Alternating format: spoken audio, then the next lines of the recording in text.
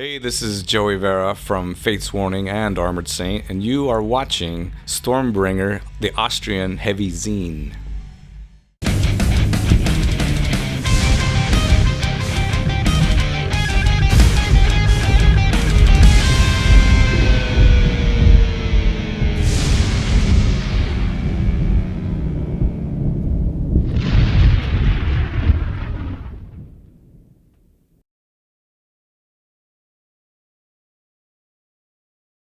Touring in Europe, in the middle of it right now, and I love touring Europe because there's a lot of great cities here in Europe that don't get to see a lot of the time, being from the United States.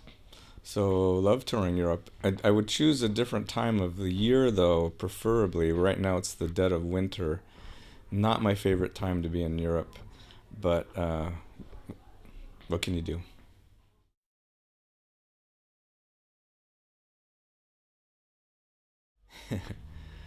Bass is the glue between the drums and the guitars and the melodies of the vocals, and without it, you can't dance.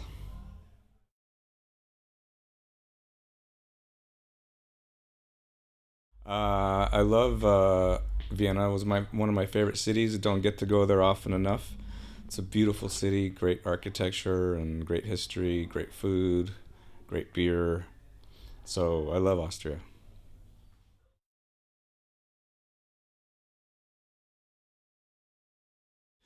Armored Saint and Fate's Warning are two different animals. um, we kind of came up at the same time, but Fates has taken on created their whole other world and a whole different world, totally different. Armored Saint is, for lack of a better word, we're like a drunk bar band by comparison. Even though we don't get drink and play, but we don't get drunk and play, I should say. And Fates is, super consistent and a lot of fun, very challenging.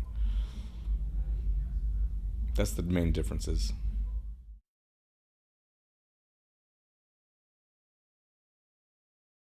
Mother Superior, great band. Became friends with them during the early 2000s, mostly headed by Jim Wilson and Marcus Blake. Two great guys, great musicians, great songwriters. Kind of, the epitome of the stuff that I grew up on in the 70s. Just good songwriting, hard rock, 70s kind of style. No frills. Really, really cool band. And then that morphed into Motor Sister, which basically has the same spirit. It's just with a group of different people. So the energy is a little different in Motor Sister. It's a little more super high energy. Musicianship is great and super amounts of fun. Just a bunch of friends getting together to jam. So very cool. Both of them are very cool.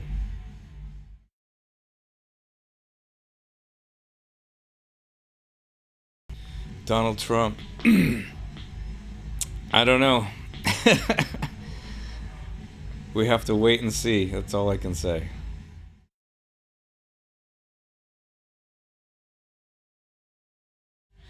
Well, the truth of that story is that after Cliff passed away, the band was they went into auditioning mode and auditioned a bunch of people. It was basically a cattle call. It had just so many people, you know, sending in tapes and trying to get auditions and stuff. And they started seeing a lot of people, and I think they were still just mourning their friend, obviously. It was a super miserable time for them on a lot of levels, and doing filling the bass player was the big one. And I think they got to a point where they just wanted to reach out to people that they knew, people they were friends with, and they started doing that. Made several calls, and Lars called me. I was one of the calls, and they never asked me to join. They just said, "Hey, they told me this story, which I just repeated to you. It's not going well. We want to reach out to people we know. Would you consider coming up and jamming with us? I said, well, I was very honored to get that phone call. I said, let me think about it overnight, and I'll let you know in the morning. At that time, Armored Saint was basically in the middle of recording Raising Fear, our third record with Chrysalis. So it was in this strange time in my life to think I could accept an offer like that. I wasn't ready to leave Armored Saint. I wasn't thinking about quitting. It wasn't like I was, necessarily unhappy with the band and looking for an out or anything. So it kind of struck me, I had to think about what was the real reason, what would my reasoning be to even go there to jam with them? And I'd have to go with the intention of wanting to get that gig. So I just came to terms with the fact that I wasn't ready to make that change in my life. So I kindly called Lars back and kindly declined the offer to come up and jam. And he was totally cool with it. He totally understood, but, that's the story. And those things happen for a reason. I've had a super charmed life, and I think that for the reasons I make choices in my life, those are the reasons that have made me the person that I am, which I would not change for anything in the world. So some people, when we talk about this, the next question is, do you regret not doing that? But without hesitation, I say no, because I wouldn't be who I am today, and I'm very happy with who I am. So that's that.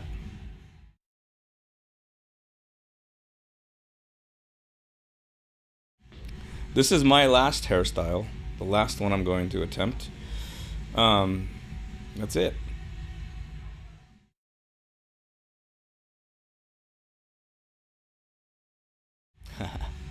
I am a stay-at-home dad, and I love it. I get to spend a lot of time with my daughter. It's really strengthened our bond, and I hope that keeps us strong through the tough years coming up, through teenage years and beyond. So I love being a stay-at-home dad. I think it's challenging, and it's also totally rewarding. I love it.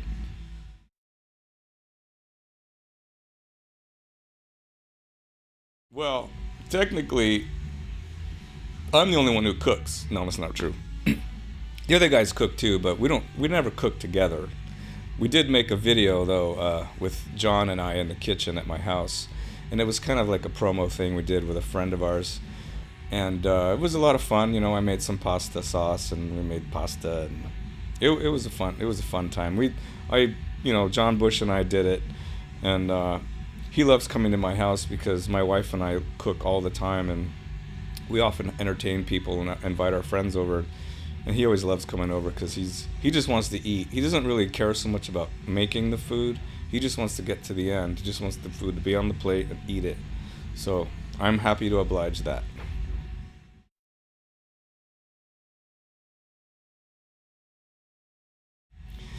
Jim Matheos is a great musician friend I've gotten to know very dearly over the last 20 years almost. Jim has been a big inspiration for me. He's taught me how to be a great musician, a better musician. He's made my playing better. He's made me a better songwriter. Basically, just through my osmosis of being in the band and learning the material that he writes and seeing the way he thinks and the way he weaves melodies and counter time signatures, stuff like that. Would never have, without Jim, I would never have gone through this path of being involved in a prog situation, and it's just made me a much better player than I ever was. And he's also just a great guy. He's very private, so can't give you too much information, but love Jim Matheos.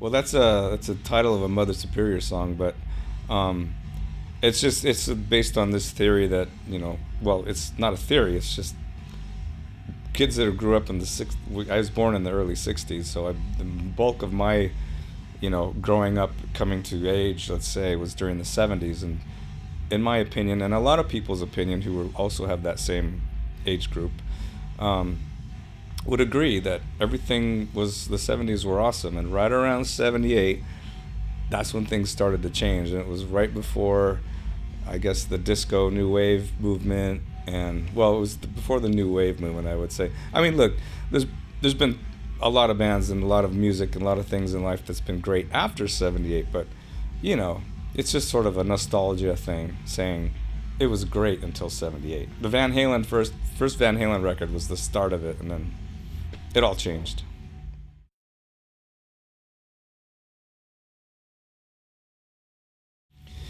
Staying alive in the music business is tough, especially nowadays. It's just hard to make a living at it. It always has been, but it's even harder now, especially for young bands coming up.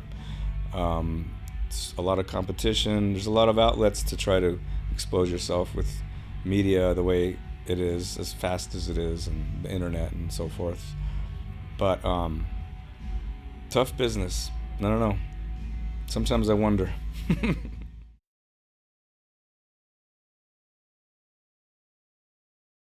It's where I'm from, born and raised. It's the place I love to hate. And what I mean by that is, it's my home. I mean, it's my old shoe that just fits right. But at the same time, it's an old shoe. It's got a hole in the bottom. There's too many people in LA now. It's getting it's harder to survive there. It's very expensive. Smog, congestion, tough place, but it's still home. I still love it.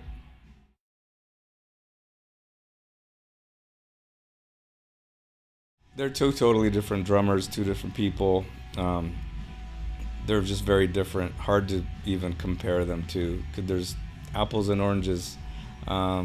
They both have their own styles and unique personalities that comes out on their drumming, and I love playing with both of them. They're both interesting and challenging, and for a bass player, it's awesome to be able to have played with both of those guys.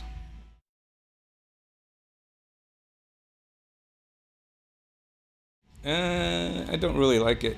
Supergroups, I don't know. I always feel like it dilutes the music somehow. There's been a few good ones, I suppose, if I had to think about it. Can't think of any off the top of my head at the moment, but yeah, not into supergroups so much.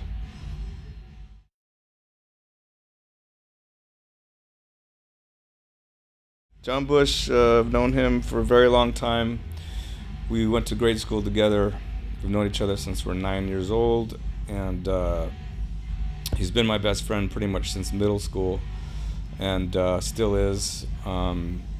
It's interesting. Sometimes I think of him. He's younger than me, and I've always sort of felt like I was his older brother slightly, but I always think of him as my older brother. We've been through a lot together, and he's a great guy, an amazing singer, super great songwriter, and he's basically my partner in crime.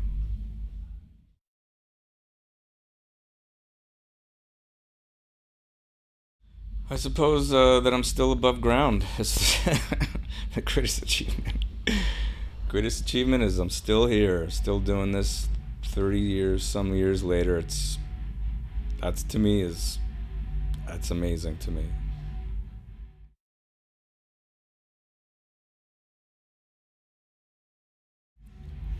They both have their pluses and minuses. I mean, I grew up recording to tape and using analog gear.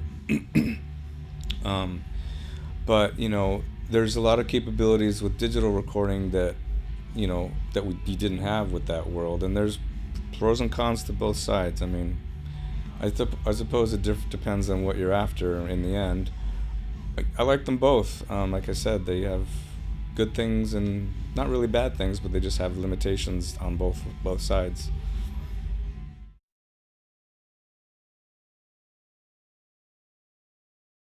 I love the Stormbringer because I love the Deep Purple record called Stormbringer, and I have a lot of great memories hearing that record for the first time, and I'm a big Glenn Hughes fan and Tommy Bolin fan, and that's an amazing record. David Coverdale too. It was great record, great magazine.